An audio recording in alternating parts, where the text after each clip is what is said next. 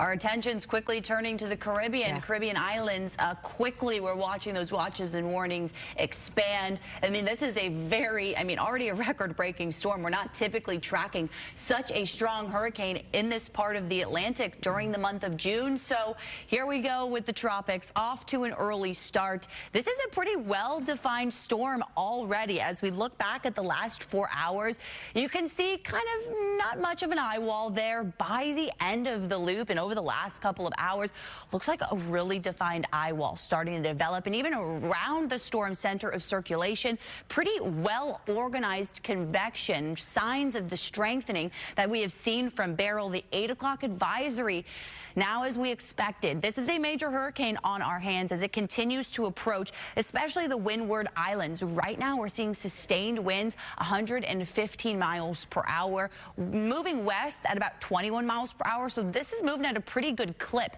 as it moves into parts of the Caribbean. So at this point, it does look like the conditions are favorable for this to continue to strengthen as it moves generally due west, a little bit off to the north and west. So this could become a Category 4 hurricane by tonight or early tomorrow morning, sometime as it crosses parts of the Caribbean islands and then moves into parts of the open waters there. It looks like it'll skirt just to the south of parts of Puerto Rico and Cuba, where they could be dealing with some impacts as well. But at this point, the steering flow does look like it'll keep this storm a little bit more to the south.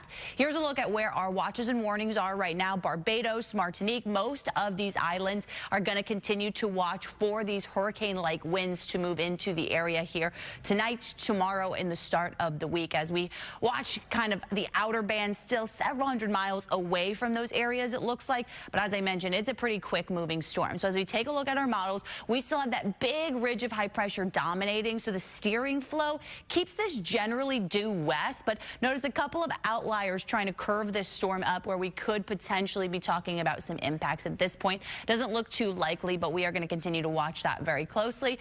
It's not the only storm that we're watching in the Atlantic. Another system in the Gulf, Invest 94L, about a 50-50 shot of that developing. And right behind Beryl, again, very rare conditions out here in the Atlantic to be talking about such impressive tropical storms, but 70% chance that this system could kind of take on a very similar track to what we're seeing out there with Beryl. Closer to home, beautiful start to the day, a lot of sunshine, but we are going to be talking about some scattered storms during the afternoon, evening hours, and those are going to be able to produce some heavy rain. So like we saw out there yesterday, we are talking about some pretty widespread storms. So this is paused here at 1 o'clock. They start to pop up, but not going to become too widespread in nature, I think, till about 3. Then from 3 o'clock through the evening hours, it looks like some good soaking rains will be possible, some rumbles of thunder, and maybe a couple of stronger storms will fire up as through about 7 o'clock. It looks like a lot of our bay areas and our coastal spots will continue to deal with those ongoing rain and storms. But with that, it's going to really limit our daytime heating. So take a look at highs today. Upper 80s for the coast, a couple of low 90s, I think 91 in Tampa. That's actually our seasonal high for this time of year. So we'll actually call it a seasonal last day of June. On the water today, northeast winds 5 to 10 knots, seas running around 2 feet, light chop on the bay. Enjoy the water this morning. Later on in the day, stay weather aware for those storms to start to develop. And it looks like we thin out our storm chances a bit for the 4th of July. We'll continue to watch that and update you, but we're talking about 40% rain chances right now for the 4th.